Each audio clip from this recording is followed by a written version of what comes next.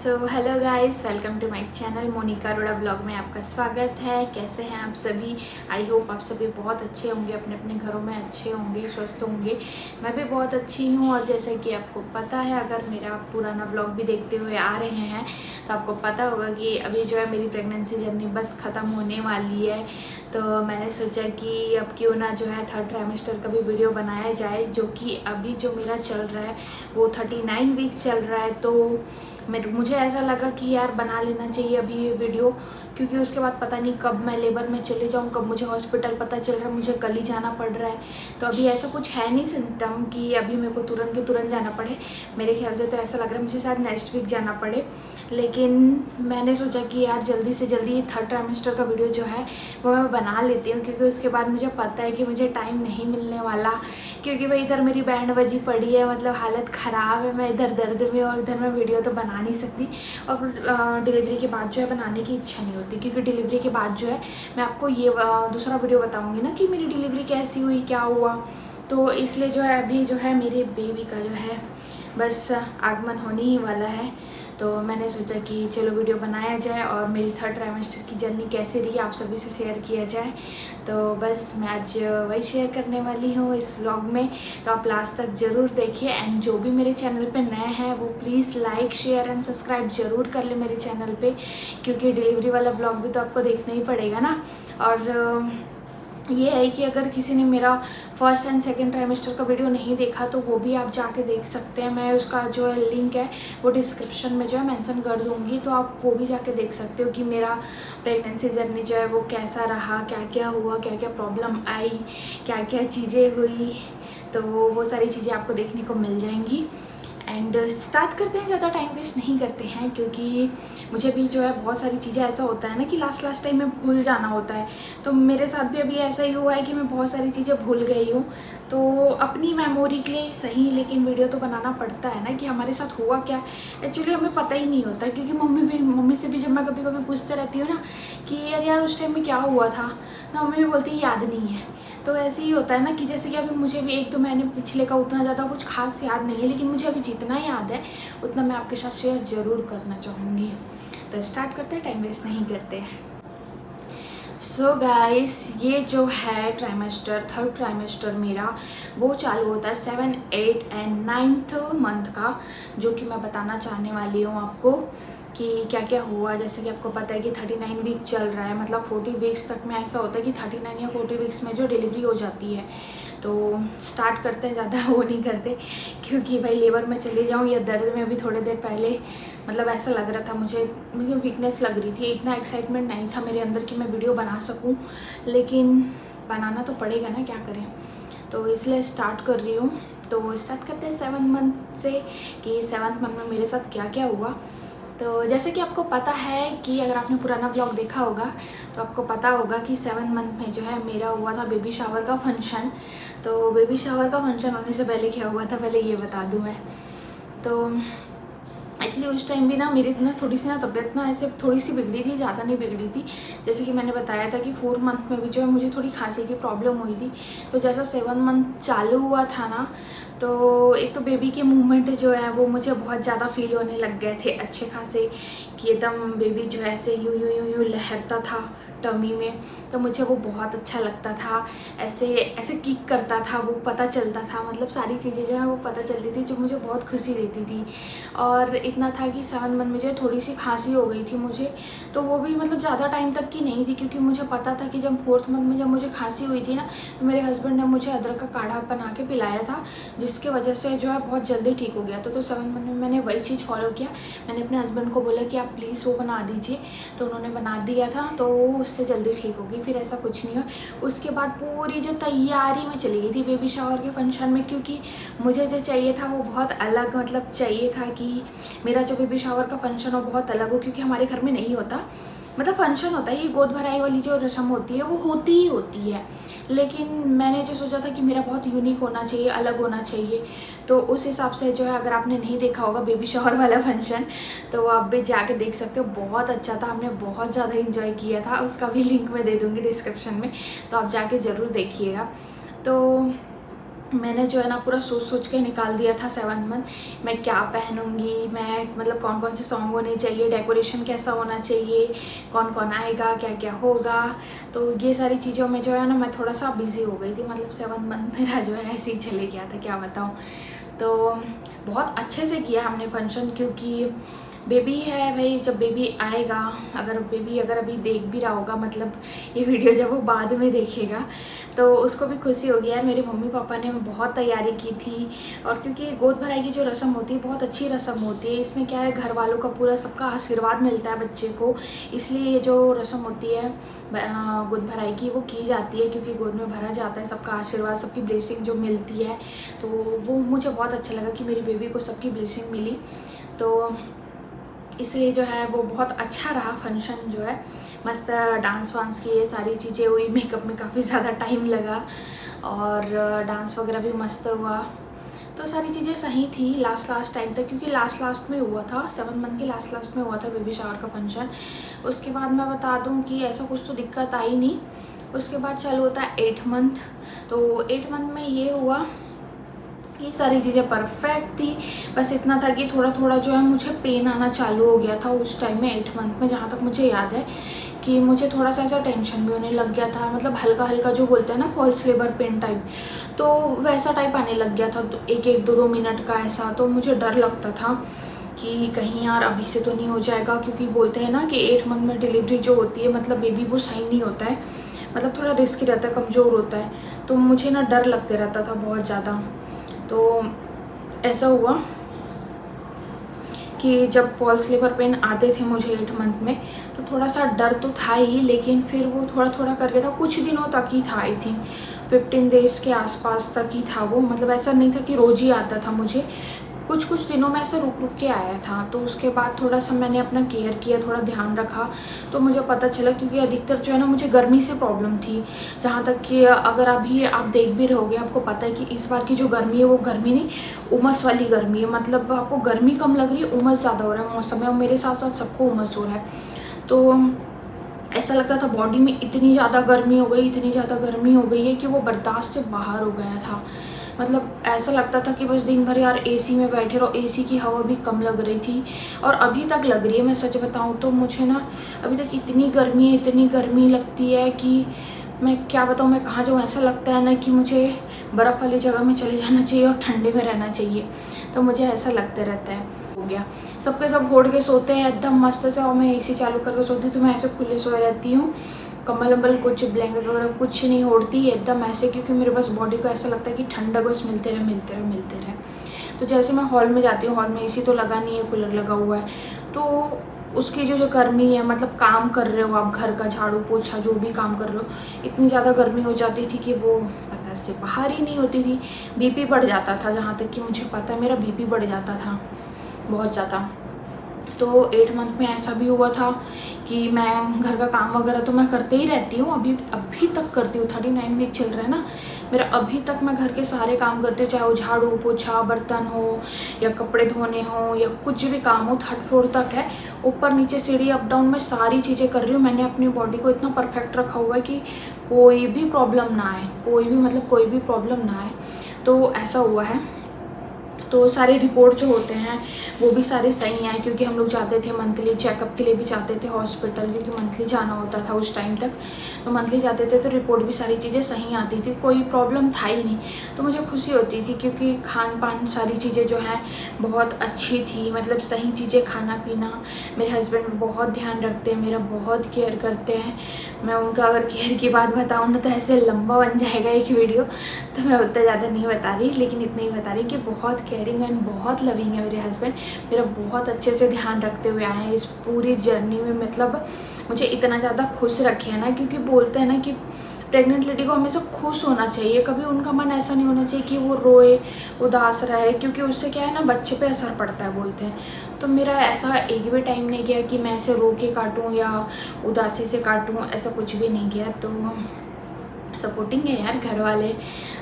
अभी भी लग रहा है मुझे थोड़ा सा पेन जो है फील हो रहा है, क्योंकि पेट जो ऐसे टाइट हो जाता है ना, बेबी प्रेशर देता है। तो ऐसा था, चाहे मैं सुबह उठूं तो वो मुझे मस्त ऐसे उठाते थे, हाथ पकड़ते थे, फिर मुझे ऐसा बाथरूम तक लेके जाते थे, केयर करते थे। चाहे मैं सीढ़ी चढ़ूँ तो भी मुझे ऐसा हाथ पकड़ते थे, सीढ़ी चढ़ाते थे, मतलब बहुत ज़्यादा केयर करते थे। चाहे मैं घर का कुछ काम भी कर रही हूँ ना, उसमें भी मेरी हेल्प करते। चाहे मैं रोटी बना रही हूँ तो रोटी सेकने में मदद कर देते थे, या कुछ भी काम हो, मतलब बहुत अच्छे से मतलब सपोर्ट करें मेरा। और मम्मी तो मुझे हमेशा चिल्लाती थी, मैं क्या बताऊँ। मैं ये ना, जब भी ना मम्मी घर पे नहीं होती थी ना, मैंने कपड़े धोने चालू कर देती थी।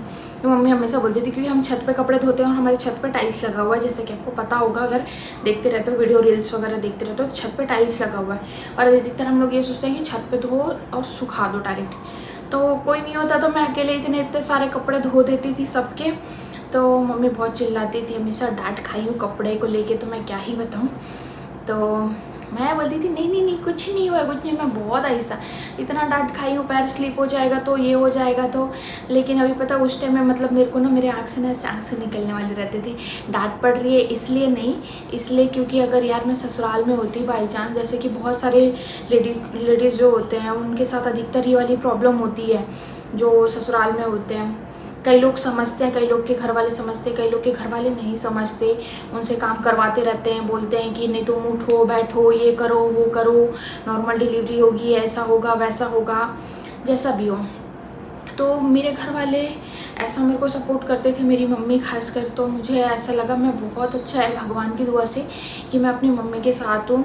तो मुझे वो चीज़ की बहुत खुशी है, क्योंकि बहुत केयरिंग, बहुत सपोर्ट मिला है मुझे। तो ऐसा जब भी लगता था ना कि अरे यार अगर मैं ससुराल में होती तो मुझे सारी चीज़ों के लिए रोना पड़ता, सारी चीज़ों के लिए मतलब बोला जाता कि तुम ये करो वो करो वैसा करो। और लास्ट टाइम में अगर नॉर्मल डिलीवरी नहीं होती बाई चांस, क्योंकि बहुत सारे रीज़न होते हैं यार कि तुम्हारा ऑपरेशन से हो रहा है या नॉर्मल डिलीवरी हो रहा है, क्या हो रहा है। तो उस टाइम में ना मैं सच में रो देती अगर मैं इतना तैयारी करती और लास्ट टाइम में ऑपरेशन करना पड़ जाता तो। क्यों भाई, उस टाइम भी तुम कुछ भी कर रहे हो, तुम्हारे बॉडी में क्या प्रॉब्लम है क्या नहीं है वो चीज़ अलग है। मैं आज अपनी खुशी से करती हूँ तैयारी, क्योंकि मुझे नॉर्मल डिलीवरी चाहिए। जैसे कि मैं बहुत स्टार्टिंग से है, मैं ये ठान के बैठी हुई हूँ कि मुझे तो नॉर्मल डिलीवरी ही चाहिए, और उसके लिए मुझे जितनी मेहनत करनी पड़े, जो भी करनी पड़े, मैं करूँगी। तो वही है कि उसी की तैयारी की मैं योगा भी करती हूँ, सारी चीज़ें करती हूँ, अपने आप को फिट रखती हूँ, अपने खाने पीने का ध्यान रखती हूँ, time to time fruits, dry fruits, सारी चीज़ें जो मुझे खानी चाहिए वो सारी चीज़ें मैं करती हूँ। एक्सरसाइज बहुत ज़्यादा ज़रूरी है। अभी तक आप देख सकते हो कि 39 वीक चल रहा है, बेबी हेड डाउन पोजीशन में है, सारी चीज़ें परफेक्ट है। बस इतना है कि अब देखते हैं कि लास्ट टाइम तक में क्या होता है, नॉर्मल डिलीवरी का चांस होता है, क्योंकि बहुत सारे रीज़न होते हैं यार। ऐसा तो नहीं है कि एकदम तुम चाह रहे हो और वैसे ही हो जाए, बहुत सारी दिक्कत होती है, जैसे कि कोई समझ रहा होगा तो समझेगा वो। तो ये वाली बात थी। सो गाइस, नॉर्मल डिलीवरी की जो है मैंने तो पूरी तैयारी करके रखी हुई है। बस भगवान से यही प्रार्थना है कि नॉर्मल डिलीवरी हो जाए। मैं करती भी हूँ और ये सोचती हूँ कि बस बच्चा भी सही से हो, मैं भी सही से हूँ। मैं इसलिए ज़्यादा सोचती हूँ नॉर्मल डिलीवरी का, क्योंकि मुझे पता है कि एक बार दर्द होगा यार, उसके बाद ज़्यादा उतना दर्द नहीं होने वाला। मैं बहुत जल्दी रिकवर कर सकती हूँ, क्योंकि ना मुझे अच्छा नहीं लगता कि कोई मतलब मैं किसी पे ऐसा बोझ बन के रहूँ। मतलब एकदम होता है ना कि अगर आपका सी सेक्शन से होता है तो एकदम आपको बेड में पड़े रहना पड़ता है, एकदम उठना बैठना 2 महीने की प्रॉब्लम, बेड रेस्ट, ऐसा टाइप से हो जाता है। मतलब चलते हैं लेकिन उतना ज़्यादा कुछ नहीं कर सकते। तो मैं अपनी मम्मी और अपने हस्बैंड को ज़्यादा परेशान नहीं करना चाहती, सच बताऊँ तो। इसलिए मुझे लगते रहता है कि बस भगवान करे प्लीज़ नॉर्मल डिलीवरी हो जाए मेरी, तो मैं जल्दी से जल्दी 15-20 दिन में जल्दी से जल्दी अपने को ठीक कर लूँ और सारे काम करना चालू कर दूँ, ताकि किसी को परेशानी ना हो। क्योंकि मम्मी को, बेबी को संभालना पड़ेगा, सारी चीज़ें करनी पड़ेगी। हस्बैंड भी सपोर्टिंग है, वो भी सारी चीज़ें करते हैं, ऐसा कोई दिक्कत है नहीं घर के काम को लेकर। क्योंकि घर का काम मुझे कोई ऐसा बड़ा नहीं लगता कि बहुत बड़ी चीज़ है। बस ऐसे चुटकी बजाओ 1 घंटे का काम होता है यार। मैं सुबह उठती हूँ, आजकल मैं 6 बजे उठ रही हूँ, 6 बजे उठती हूँ, मेरा 7 बजे तक सारा काम हो जाता है, 7-8 बजे से पहले सारा काम हो जाता है। तो कोई ऐसा बड़ा इशू है ही नहीं कि घर के काम को लेके, लेकिन मैं कर लेती हूँ यार। लेकिन मम्मी की अब एज भी हो गई है, तो ऐसा ज़रूरी नहीं कि मम्मी सारा काम कर ले, ऊपर नीचे सीढ़ी अप डाउन करना पड़ता है, प्लस ऑफिस के काम भी करने होते हैं, तो अच्छा नहीं लगता। तो मैं नहीं चाहती कि मेरी वजह से प्रॉब्लम हो घर में, इसलिए मैं चाहती हूँ नॉर्मल डिलीवरी हो जाए। इसलिए स्टार्टिंग से तैयारी करते हुए आ रही हूँ। बस अब देखते हैं कि क्या होता है लास्ट टाइम में। बाकी तो सारी चीज़ें सही हैं। एक और बात बताते हैं, मेरी फ्रेंड आती है, वो भी एक्चुअली अभी प्रेग्नेंट है, वो 2 महीने पीछे अभी मेरे से। तो वो बताते रहती है अपने घर के स्टोरी कि नहीं मेरे ससुराल में ऐसा है वैसा है ऐसा है। मैं बोली भगवान, अगर पता है क्या होता है, अगर मैं भी ससुराल में होती तो तेरे से ज़्यादा बुरा हाल तो मेरा हो रहा होता। तो वो सारी बातें अलग है, किसी के घर में किसी के ससुराल में ज़्यादा सपोर्ट करते हैं, किसी के घर में नहीं करते, उन लोग रो रो के काटते हैं। तो अधिकतर घरों में ऐसा होता है, बहुत सारे घरों में रस्म है कि गोद भराई के बाद जो लड़की को मायके भेज दिया जाता है। लेकिन सच बताऊँ ना, मैं सोचती थी पहले कि ये क्या तरीका है यार, कि मतलब जब डिलीवरी का टाइम आ रहा है, लास्ट टाइम आ रहा है, तब तुम उसको मायके भेज दे रहे हो। लेकिन उसके बाद जब मैंने सोचा, फील किया ना, तो मैं बोली सही है।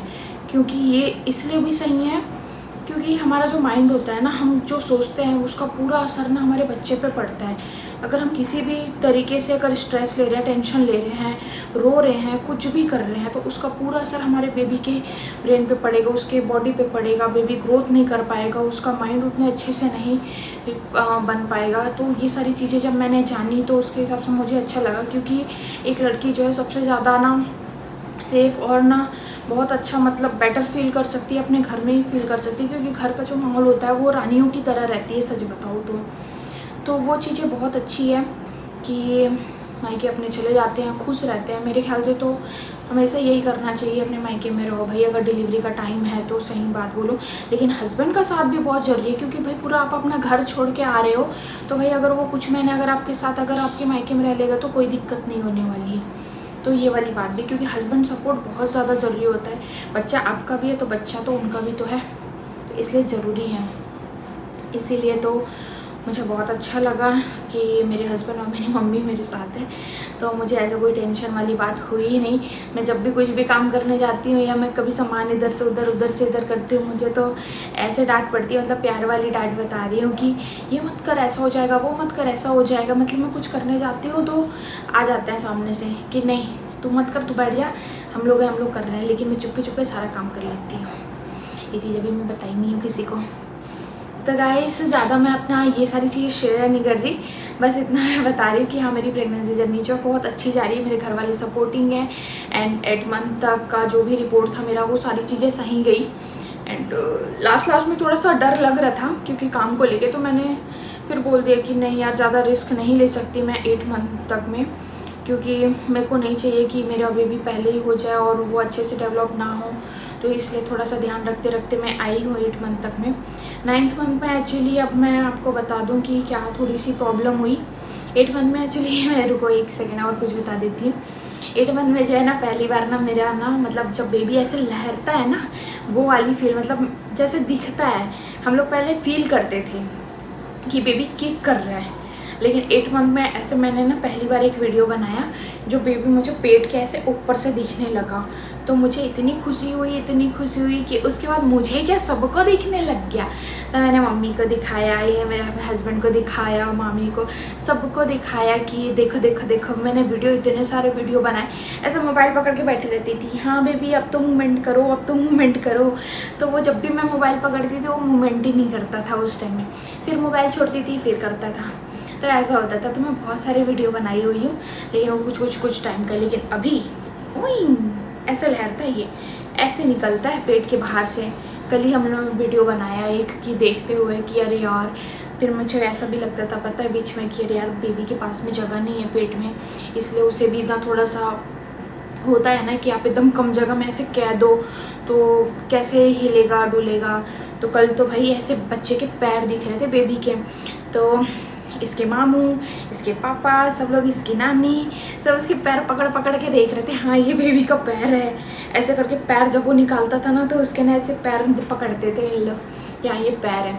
तो ये हुआ था, तो मुझे बहुत खुशी हुई थी, मैं क्या बताऊँ। बड़ा मज़ा आता है ऐसा वीडियो बनाओ और देखो, फील करो, क्योंकि मैं बहुत चाहती थी ये सारी चीज़ें। पता नहीं उन लेडीज़ लोग का क्या होता होगा जो नहीं बन पाती है माँ। भगवान करे ऐसा किसी के साथ ना हो कि किसी को इस चीज़ का अफसोस ना हो। भाई भगवान करे सबको माँ बनने का अवसर ज़रूर मिले, क्योंकि ये बहुत अच्छी चीज़ है। बहुत अंदर से मैं जो बताऊँ ना, जो खुशी होती है वो बहुत अच्छी खुशी होती है। मतलब माँ बन के ना, जो हमारे अंदर जो चेंजेस आते हैं, हमारे बॉडी में तो चेंजेस आते हैं, सारी चीज़ें की तकलीफ तो होती है, लेकिन माइंड, सोच, सारी चीज़ें मतलब इस तरीके से बदल जाती है माँ बनने के बाद में। तो हम ज़्यादा केयरिंग होने लग जाते हैं, ज़्यादा सोचने लग जाते हैं कि बेबी के बारे में, मतलब हम खुद को भूल के भाई हाँ मेरा बच्चा सही रहे, मेरे बच्चे को सारी चीज़ें मिले, ये वाली चीज़ें आ जाती है ना। तो मेरे अंदर भी वो सारी चीज़ें आ गई है।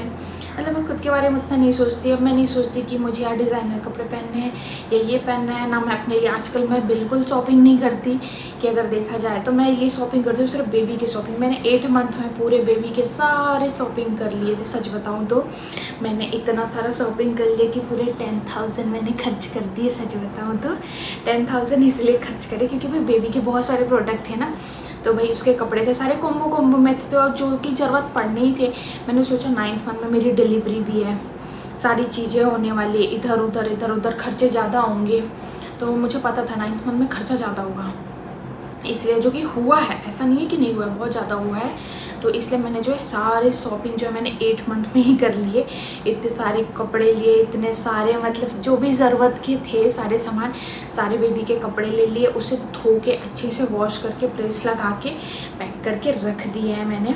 और उसका जो है वीडियो भी है, अभी मैंने बनाया भी है, वो वाला वीडियो आप देखना ज़रूर कि कैसा रहा वाला वीडियो बेबी शॉपिंग हॉल जो कि आ चुका है।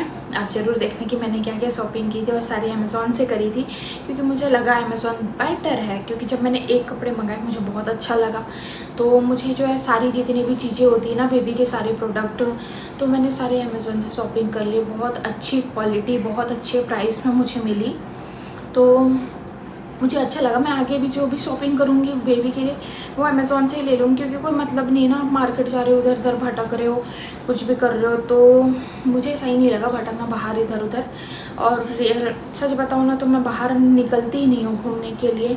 इतना है कि मेरा जब निकलना होता है सिर्फ हॉस्पिटल, जो कि 5 मिनट के रास्ते में घर से।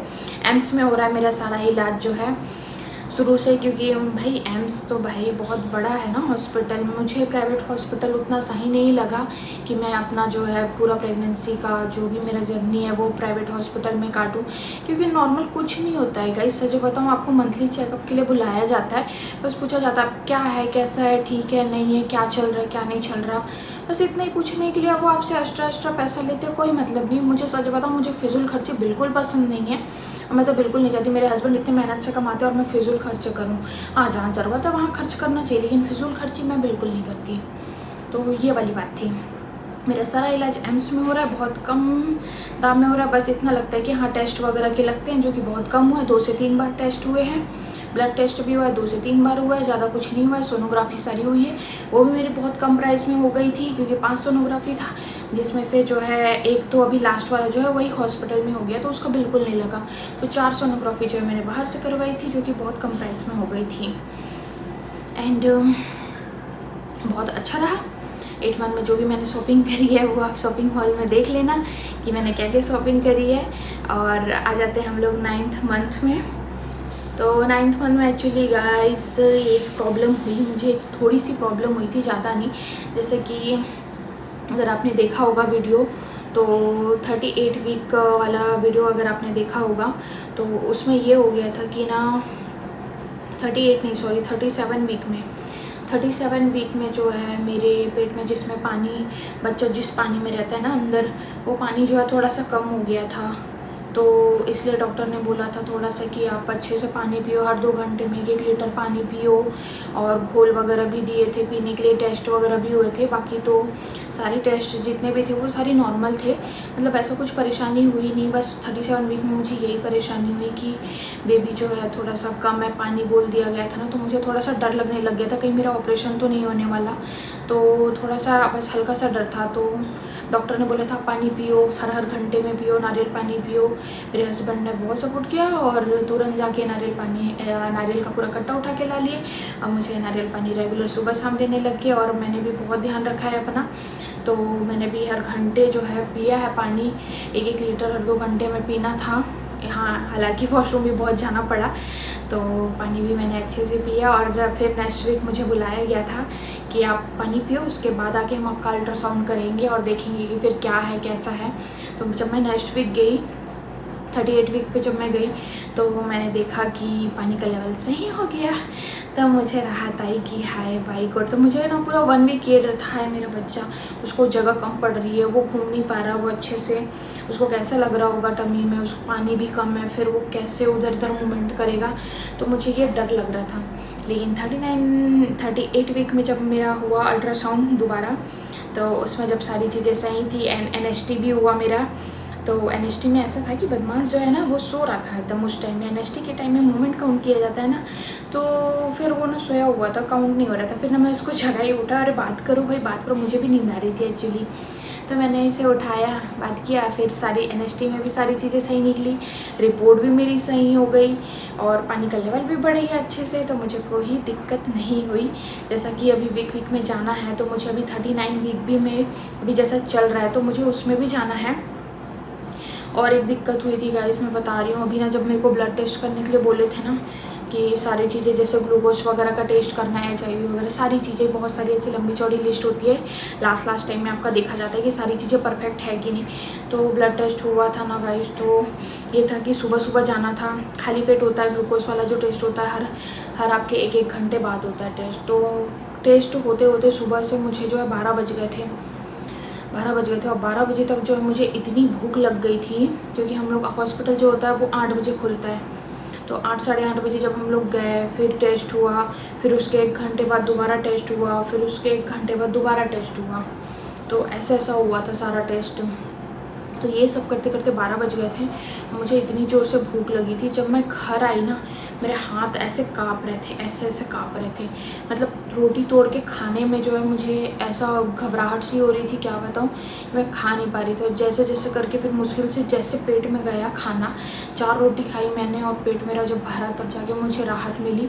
तो उस दिन तो मेरी हालत भाई बहुत ज़्यादा ख़राब हो गई थी, सच बताऊँ तो एकदम बैंड ही बज गया था भूखे, तो मैं रह ही नहीं सकती, ऐसा हो गया था। क्योंकि मैं रोज़ सुबह खा लेती हूँ, चाय नाश्ता वगैरह सारी चीज़ें कर लेती हूँ, तो मुझे ऐसे कोई प्रॉब्लम होती नहीं है। और आजकल तो मुझे 9 मंथ में इतनी ज़्यादा भूख लग रही है कि क्या बताऊँ, हर 1-2 घंटे में भूख ही लगती रहती है। जैसे कि अभी मैं बात कर रही हूँ तो भी मुझे भूख लग रही है। और फाइनली गाइस ये हुआ कि अभी 39 वीक के चलते मतलब 38 के लास्ट तक में मेरा जो है फ़ोटोशूट भी हो गया।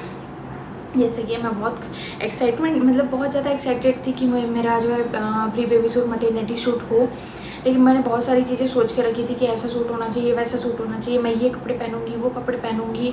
लेकिन ऐसा कुछ नहीं हुआ गाइस, सच बताऊँ तो बहुत मतलब इतना ज़्यादा सोचने के बाद में ऐसा कुछ नहीं हुआ। लेकिन जैसा भी हुआ बहुत अच्छा हुआ है। आप जाके इंस्टाग्राम में ज़रूर चेक करिएगा, एंड मैटरनिटी शूट वाला भी वीडियो है, वो भी आप देखिएगा ज़रूर, क्योंकि हालत जो है बैंड तो होती है। 9th मंथ में आप कभी मत कराना, मैं सच बता रही हूँ, क्योंकि आपको अगर करवाना भी है मैटरनिटी शूट तो आप 8 मंथ में ही करा लो। मैं 8 मंथ से सोचते आ रही थी, लेकिन मुझे सही कैमरामैन मिल ही नहीं रहा था, सच बताऊँ तो, कि मैं यार किससे करवाऊँ जो अच्छे से क्लिक करे, अच्छे सारी हो जाए। लेकिन बाहर में जो प्राइस है यहाँ के अकॉर्डिंग सच बताऊँ आपका 10,000 लेंगे, कोई मतलब नहीं है, मुझे इतने पैसे खर्च करने ही नहीं थे। मैं बोली एक मेरे को शूट करवाना है, मैं उसके लिए 10,000 क्यों खर्च करूँ। जाहिर सी बात है, आप भले मुझे कंजूस बोल सकते हो बोली, लेकिन मेरा हस्बैंड जो मेहनत से कमाता है, मैं क्यों इतने खर्च करूँ। तो ये वाली बात थी। तो इसलिए मैंने जो है अच्छे से कम प्राइस में बहुत अच्छे फोटोग्राफर से बहुत अच्छा फ़ोटोशूट करवा लिया, कम टाइम में, 1 घंटे में बस। लेकिन मुझे जो है, मैंने 2 आउटफिट सोचा हुआ था, लेकिन मुझे एक ही आउटफिट में खिंचवाना पड़ा, क्या कर सकते हैं, टाइम जो है बहुत ज़्यादा वेस्ट हो चुका था। उसी दिन ही मेरे हस्बैंड को बहुत सारे काम थे, तो लेट आना, फिर लेट तैयारी, सारी चीज़ें, 6 बज गया था। हम 6 बजे निकले थे घर से अपने फ़ोटोशूट के लिए, और करते करते 7 से 8 बज गए थे जब तक हम लोग घर आए थे। तो गाइस ऐसा हुआ था, लेकिन फाइनली फ़ोटोशूट हो गया जैसा मैं चाहती थी। वैसे तो कम से कम कुछ फ़ोटो ही सही, लेकिन मिल तो गया। तो इसके मुझे खुशी है कि मेरा जो है बेबी शावर का फंक्शन भी बहुत अच्छे से हुआ था, मेरा मैटरनिटी शूट भी जो है बहुत अच्छे से हुआ था। अब डिलीवरी के बाद जो है हम बेबी का शूट भी करेंगे, वो भी बहुत अच्छे से करेंगे। तो इतना ही है गाइस, ज़्यादा कुछ नहीं है। और बात रही खाने पीने की, तो खाना पीना जो है मेरा बहुत अच्छे से रहा है, सारी चीज़ें बहुत अच्छे से ध्यान रखी गई है मेरा, और मैंने भी अपना बहुत ध्यान रखा है। और रेगुलर वही है कि खुद पे ध्यान ऐसा रखा जाता है कि नॉर्मल डिलीवरी के लिए बॉडी खुद को मैं अच्छे से प्रिपेयर कर लूँ, खुद को मतलब ऐसे तसल्ली देते रहती हूँ कि नहीं यार हो जाएगा। लेकिन सच बताऊँ ना, अभी के सिचुएशन में सोने की अगर बात बताऊँ तो इतनी हालत बैंड है गाइस, क्योंकि मैं 8 मंथ तक, जैसे कि मैं आपको बताई थी, मैं खाट में सोती थी। तो अभी जो है पेट मेरा इतना ज़्यादा बढ़ गया है कि मुझे पलटने में इतना इशू हो रहा है। मैं खाट में नहीं सो रही, आजकल मैं बेड में ही सो रही हूँ। मैंने गद्दे ही चेंज कर दिए क्योंकि जो गद्दा था मेरा वो बहुत ज़्यादा स्पंजी था, तो मैं उस पर भी धंस जाती थी, वो पेट ऐसा हो जाता था नीचे। तो फिर मैंने गद्दा ही चेंज कर लिया, दूसरा गद्दा लगा लिया ताकि मैं सो सकूँ अच्छे से। तो फिर आजकल मैं बेड में ही सो रही हूँ लास्ट टाइम में। लेकिन अभी भी जो है मुझे पलटने में दिक्कत होती है। चारों तरफ मेरे पिलो होते हैं इधर से उधर, लेकिन मुझे पेट को ऐसे पकड़ के ऐसे उठा के बेबी को पहले सेंटर में लाना होता है, फिर सेंटर से बेबी को ऐसे करना होता है। जहाँ तक कि अभी मुझे पता है मेरा बेबी 3 kg का हो चुका है, तो मुझे ऐसे उठा के ऐसे पलटना पड़ता है। मेरी नींद तो हराम होती है, रात में 3-4 बार वॉशरूम तो जाना ही पड़ता है। पेट खराब वाला सिचुएशन चल ही रहा है, जो कि होता है जैसे कि है भूख लगते जा रही है, बार बार वॉशरूम जाते जा रहे हैं, 10 बार पानी पीना पड़ता है, 10 बार वॉशरूम जाना पड़ता है। ऐसा तो हर किसी के साथ होता ही है। और बात रहेगी फैट की, क्या बताऊँ यार, वेट तो मेरा इतना ज़्यादा बढ़ते जा रहा है। जैसे कि आपको पता है मैं बहुत मोटी लग रही हूँ क्योंकि मैं बहुत पतली थी। मैंने अभी कुछ दिन पहले अपना पुराना फ़ोटो देखा था, बाय गॉड मैं इतनी स्लिम ट्रिम दिख रही थी। और अब देखते हैं यार, मेरा तो वेट 83 kg हो चुका है। भगवान जाने मेरा वेट कैसे कम होगा, पता नहीं, लेकिन करेंगे मेहनत उसके लिए भी। पहले डिलीवरी हो जाए, पहले खुद को संभाल ले, पहले बॉडी को सही कर ले, उसके बाद कम करेंगे। तो वेट भी सही है, हेल्थ भी सही है, बाकी सारी चीज़ें भी सही हैं। तो मेरी जो जर्नी है 3rd ट्राइमेस्टर की वो भी बहुत अच्छी रही गाइस। एंड कोई ऐसा इशू आया नहीं। अगर मैं बहुत सारी कुछ चीज़ें भूल गई होंगी तो कोई बात नहीं, जितनी भी चीज़ें मुझे आती मैंने आपके साथ शेयर करी है। एंड वीडियो जो है काफ़ी लंबा हो गया आई नो, लेकिन आपने देखा, जितना भी देखा, चाहे स्किप करके देखा हो या कैसे भी देखा हो, तो थैंक यू उसके लिए। एंड मेरा जो जर्नी था वो कुछ इसी तरीके से था। और आपकी भी जर्नी अगर इस तरीके से होगी या जैसी भी होगी तो आप भी शेयर करिए, आप भी बनाइए, ताकि आपको भी याद रहे। क्योंकि मैं भी जब ये वीडियो देखूँगी पर कुछ सालों बाद भी, तो भी मुझे पता होगा हाँ यार मेरे साथ क्या क्या हुआ था, क्या क्या नहीं हुआ था। तो बहुत हैप्पी हूँ मैं, और मेरे हस्बैंड मुझे बहुत हैप्पी रखते हैं। अभी भी जो है मुझे अच्छे से केयर करते हैं, प्यार करते हैं, बहुत ध्यान रखते हैं। मम्मी भी रखती है, सारे लोग रखते हैं। और अभी तो भाई लड्डू वड्डू बनने भी चालू हो गए हैं घर में। गोंद के लड्डू जो बनते हैं ना, वो सारी चीज़ें भी बन गए हैं। क्योंकि बोलते हैं डिलीवरी के बाद, अगर नॉर्मल डिलीवरी होती है तो तुरंत खाना पड़ता है, ऑपरेशन से होता है तो कुछ टाइम बाद खाना होता है। तो भाई भगवान जाने क्या होगा, क्योंकि नेक्स्ट वीक तो मेरी डिलीवरी होनी ही है, क्या पता कुछ दिनों में होने वाली हो। तो इसलिए बेटर है कि सारी चीज़ों की तैयारी हो चुकी है। अब बेचारा मेरा भाई 1 महीने से आके रखा हुआ है, क्योंकि उसके भी एग्ज़ाम है गाइस, क्या कर सकते हैं। एग्ज़ाम ख़त्म हुए, कॉलेज अभी स्टार्ट हुआ है, लेकिन वो बेचारा भी अपना कॉलेज छोड़ के आया हुआ है, क्योंकि वो भी तो मामा बनने वाला है, खुशी है। तो बेचारा 1 महीने से यहाँ पर पूरे, उसको 1 महीने हो गए। वो भी चाह रहा है, बस घर वाले ये चाह रहे हैं कि जल्दी से जल्दी डिलीवरी हो जाए। बस रोज़ प्रेयर करते हैं आज हो जाए, कल हो जाए, कल हो जाए, या 2-3 दिन में हो जाए, ऐसे करके लोग अभी डिस्कस चल रहा है घर में। और अभी तो मैं ये भी सोच रही हूँ कि बेबी के वेलकम की कैसे तैयारी करनी चाहिए, क्या होना चाहिए। तो बस आप जो है अब देखना कि अब मैं जाती हूँ हॉस्पिटल तो क्या क्या होता है, एंड बेबी के वेलकम के लिए हम लोग क्या क्या करने वाले हैं। तो देखते रहिए व्लॉग। एंड आई होप आप सबको बहुत अच्छा लगा होगा मेरी ये जर्नी सुन के। तो लाइक करें, शेयर करें एंड सब्सक्राइब ज़रूर करें, और बेल आइकन पे क्लिक करना तो बिल्कुल मत भूलना, क्योंकि उसी से तो आपको नोटिफिकेशन मिलेंगे, ताकि मैं जब नेक्स्ट वीडियो डालूँ तो आपके पास तुरंत नोटिफिकेशन चल जाए। तो जो घंटा है ना, उसे ज़रूर क्लिक कर लीजिएगा। तो बाय बाय गाइस, आज का जो ब्लॉग मैं यहीं पर ख़त्म करती हूँ। कुछ भूल गई होंगी तो बाद में बता दूँगी, लेकिन अभी का तो जो है यहीं पर ख़त्म करती हूँ। बस अब थोड़ा थोड़ा पेन आना चालू हो गया है मुझे, तो ज़्यादा कुछ नहीं, बस अब फॉल्स लेबर पेन आना चालू हो जाएंगे, और बस कुछ ही दिनों में मेरी डिलीवरी हो जाएगी। तो बस अब खुशी है, और इस पेट के साथ में मुझे बहुत अच्छा लगता है, सच बताऊँ तो। अभी पेट थोड़ा सा कम हो जाएगा, बेबी जब बाहर आ जाएगा तो कैसा लगेगा पता नहीं, लेकिन मुझे बहुत अच्छा लग रहा है। बहुत अलग ही फीलिंग है, माँ बनने की जो खुशी है वो बहुत अलग ही होती है। और मुझे नहीं पता था मेरी प्रेगनेंसी जर्नी इतनी अच्छी जाने वाली है। तो जैसा भी गया, लेकिन बहुत अच्छा गया, बहुत खुश हूँ मैं। और माँ बनने की भी जो खुशी है वो बहुत अच्छी है। तो बाय गाइस, ज़्यादा बात नहीं करती, यहीं पर ब्लॉग ख़त्म करती हूँ, बाय।